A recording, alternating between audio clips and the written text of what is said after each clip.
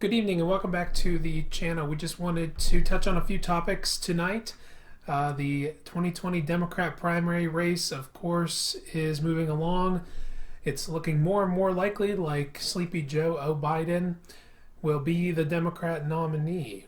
It's not totally settled yet, and we've seen this swing around several times now, but he is building a bit of a delegate lead. Last count as of now, after the contests on Tuesday, March 10th, he has 864 delegates, and Kremlin Bernie Sanders has 710 delegates. And several polls of the upcoming states look very favorable to Biden. But something to watch this Sunday, March 15th, 8 o'clock on CNN.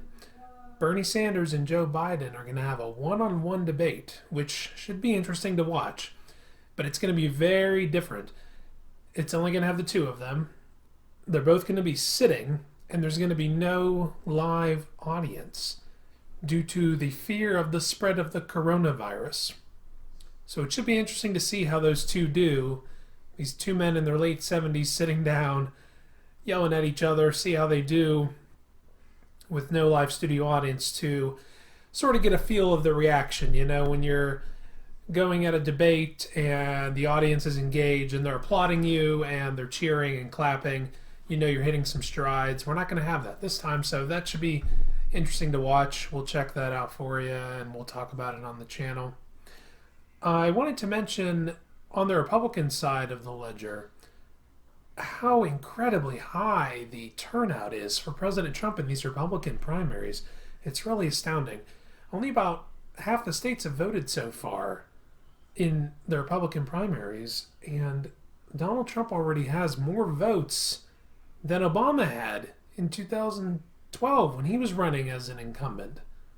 Donald Trump so far has 10.3 million votes, and Obama had 6.15 million votes. That's astounding. That's like hard to believe even, because everyone knows who the Republican nominee is going to be, but the fact these people are showing up to the polls and voting, man, that says a lot about enthusiasm. It says a lot about the grassroots, about the organization of the party, about the popularity of the president.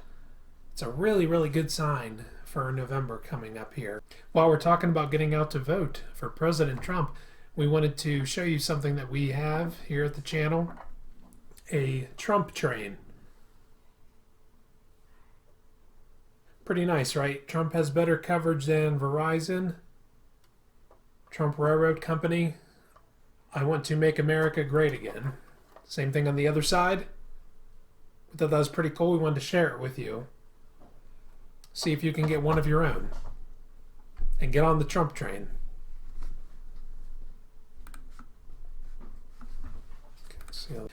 Speaking of the president, he's going to address the nation soon here at 9 o'clock on the coronavirus, which the media and the Democrats, I was redundant there. The Democrats are hyping up, trying to get everyone into a panic, into a tizzy. You know, they keep trying to get Trump on certain things. It was Russia, Russia, Stormy, Stormy, Mueller, Mueller, Ukraine, Ukraine. Now it's coronavirus. So it's nothing to worry about, but there's no need for panic as of yet. I mean, it could get worse before it gets better. We just have to wait and see. Anyway, he's going to address the nation at 9 o'clock here soon, and we'll see what he has to say. This is just another example of Trump being right about China and his advisors being right about China. This is war, in a sense. I believe in some form or fashion, and I've seen reports talking about it, that China did cover up the severity of the outbreak at first. They're probably still pretty ticked off. Trump basically forced them to sign a new trade deal that gives us a lot of concessions, and so this is their way of getting back at us by covering up how many people are really sick, how many people are dying, stuff like that. Another thing China's doing, they're actually trying to blame us for the coronavirus. It started in the Wuhan province over in China. Some people call it the Wuhan virus. Maybe I'll start doing that too. Coronavirus makes you think of Corona beer. We have to just keep decoupling from China. We got to move our supply chains. It's a communist country. I think people forget that once in a while. It's a communist country. They imprison people that are political enemies. They imprison ethnic minorities.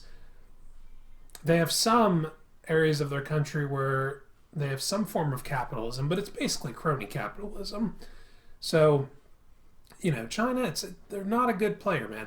I know during the Trump administration, everyone thinks Russia is our biggest enemy. Russia. And Russia is a foe in most senses, a geopolitical foe, but China is the bigger threat, man. Watch out for China. So we'll see what the president has to say this evening, and we'll get back to you later this week. In the meantime, have a good evening. Don't panic too much over the coronavirus. Republicans out there, primary voters, keep voting for President Trump. Show your enthusiasm. We'll see what happens with the Democrat race coming up here. Have a great evening. Like and subscribe. Follow us on Twitter, Salakist. Thank you.